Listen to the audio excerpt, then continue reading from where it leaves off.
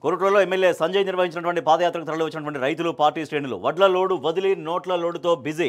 మహారాష్ట్రకు మూటలు పంపడంలోనే సీఎం రేవంత్ బిజీగా ఉన్నారు. కాంగ్రెస్ పాలనలో రైతులు పండించిన ధాన్యం దళారుల పాలవుతోంది. రుణమాఫీ విషయంలో రైతులకు చేసిన మోసానికి చెంపలేసుకో. రైతులకు వడ్డీతో సహా 2 లక్షల రుణమాఫీ చేయాల్సిందే. 15,000 రైతు భరోసా, అన్ని రకాల వడ్లకు బోనస్ ఇవ్వాలి. రుణమాఫీయే ముఖ్యమని రాజీనామాకు సిద్ధమైన సంజయ్ పాదయాత్ర ట్రైలర్ మాత్రమే. రేవంత్ రెడ్డికి సినిమా చూపిస్తామంటూ రైతు పాదయాత్రలో హరీష్ రావు స్పష్టం చేశారు. సో నిన్న జగిత్యాల నియోజకవర్గంలో జరిగినటువంటి పాదయాత్రలో ఇక్కడ ఎమ్మెల్యే సంజయ్ నిన్న పాదయాత్ర చేశారు. ఒక వందలాది మంది రైతులు తరలి వచ్చారు ఆ పాదయాత్రకి. కాంగ్రెస్ ప్రభుత్వం రైతులని నిలువునా ముంచేసింది.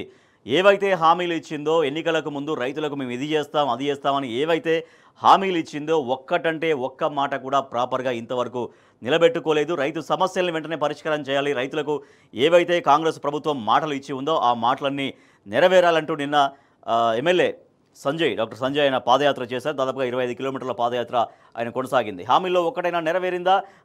ఎన్నికల్లో రేవంత్ రెడ్డి ఇచ్చినటువంటి హామీల్లో ఒక్కటైనా నెరవేరిందా అంటూ హరీష్ రావు ప్రశ్నించారు. వరద కాలువను కేసీఆర్ రిజర్వాయర్లా మార్చిండు. ఒకప్పుడు జగిత్యాల్లో మంచినీళ్ల కోసం ధర్నా చేసే పరిస్థితి ఉండేదని, దాన్ని నాటి సీఎం కేసీఆర్ మార్చివేశారని హరీష్ రావు గుర్తు చేశారు.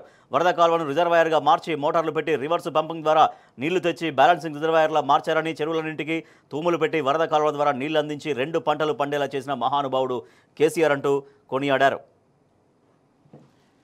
కళ్ళాల్లో ధాన్యం కొనుగోలు కోసం రైతులు 20 రోజులుగా పడిగాపులు కాస్తున్నారు. రాత్రి పందులు, పగలు కోతులతో భయపడుతున్నారు. అకాల వర్షాలు పడితే తమ కష్టమంతా బూడిదలో పోసిన పన్నీరేనని ఆవేదన చెందుతున్నారు. అయినా ఈ ప్రభుత్వానికి చీమ కుట్టినట్టు కూడా లేదు అంటూ హరీష్ రావు వ్యాఖ్యానిస్తున్నారు. ఇల్లు కూల్చిన చోట పాదయాత్ర చేయి, ప్రజల్ని మభ్యపెట్టేందుకు రేవంత్ రెడ్డి మూసి పాదయాత్ర మొదలుపెట్టారని, ఆయనకు దమ్ముంటే ఇండ్లు కూలగొట్టిన చోట పాదయాత్ర చేయాలని హరీష్ రావు సవాల్ విసిరారు. అలాగే చెల్గల్లో ట్రాక్టర్ నడుపుతున్న మాజీ మంత్రి ఎమ్మెల్యే గంగుల కమలాకర్ ఇందిరమ్మ రాజ్యంలో ఇంత అధ్వానమా? ఇందిరమ్మ రాజ్యంలో ఇదేం పరిస్థితి? పురుగులు లేని అన్నం కోసం విద్యార్థులు రోడ్డు ఎక్కాల్సిన దుస్థితి ఎందుకు అనే ప్రశ్నలు కూడా మనకు కనిపిస్తున్నాయి.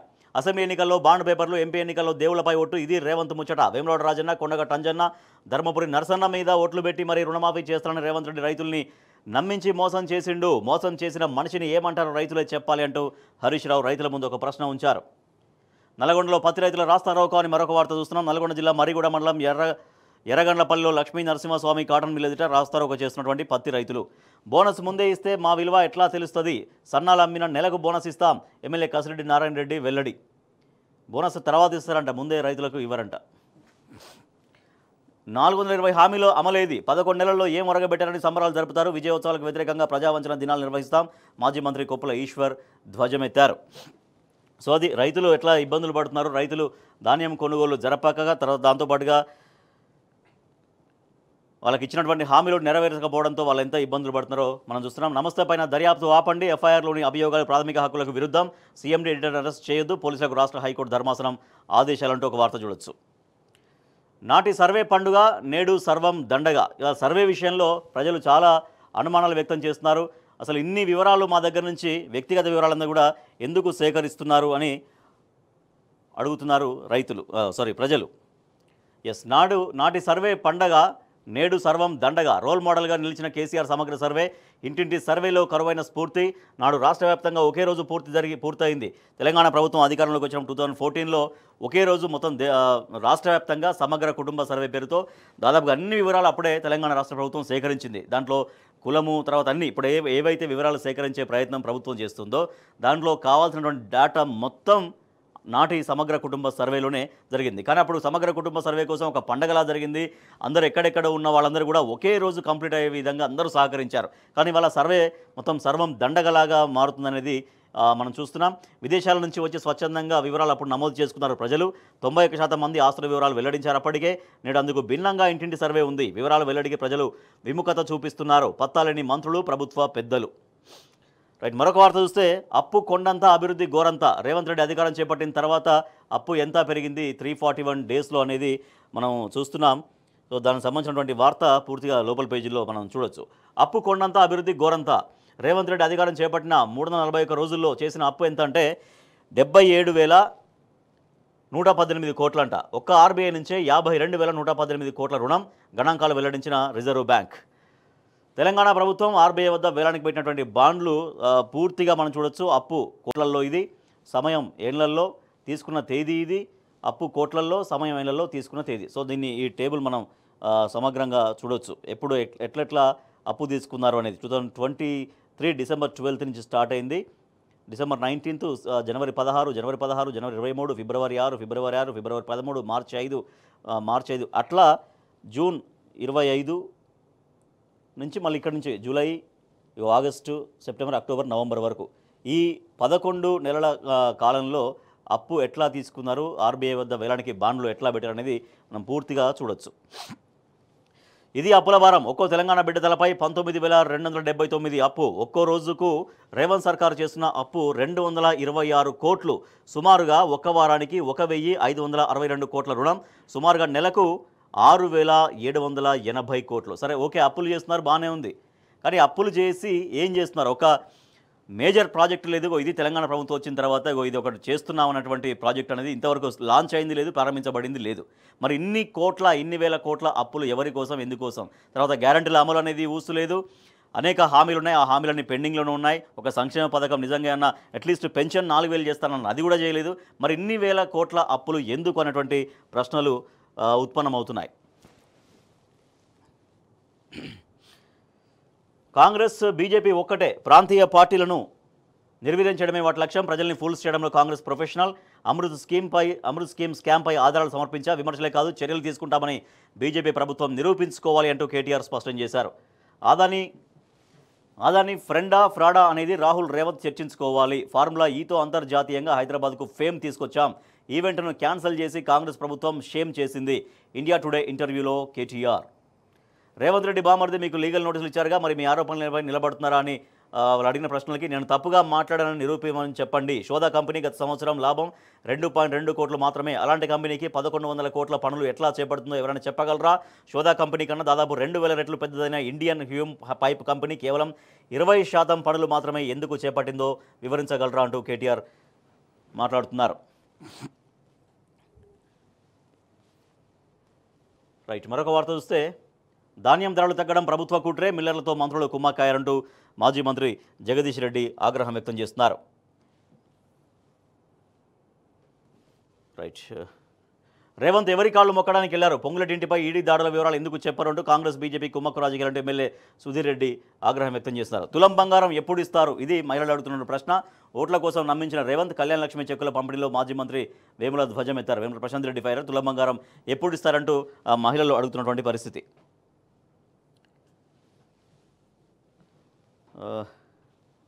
మరొక వార్త చూస్తే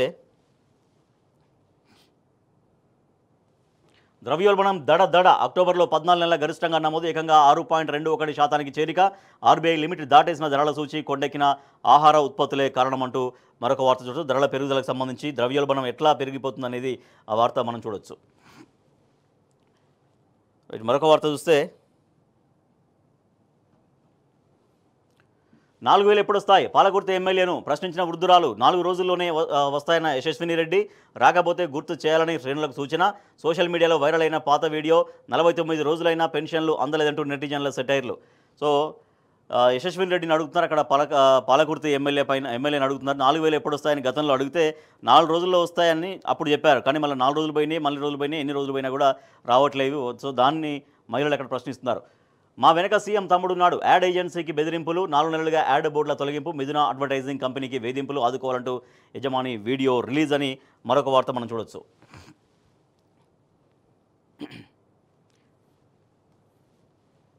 రాజకీయ ఒత్తిళ్లకు తలగొద్దంటూ మరొక వార్త చూస్తున్నాం.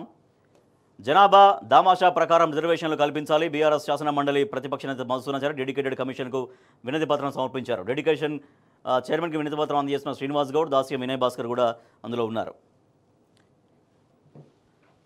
రైట్, మరొక పత్రిక చూద్దాం. తెలంగాణ టుడే. ప్రాబ్ rupees 8,888 crore Amrut 2.0 scam in state. BRS to Modi. KTR lashes out the Congress government for blatant chronic capitalism and corruption.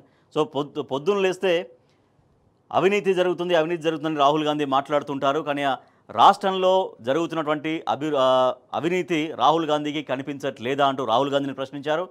మరి రాష్ట్రంలో RR tax, Revanth and Rahul tax వసూలు చేస్తున్నారని గతంలో ప్రధానమంత్రి మాట్లాడినటువంటి స్టేట్మెంట్స్ ఉన్నాయి. అనేక సందర్భాల్లో ప్రధానమంత్రి మాట్లాడారు.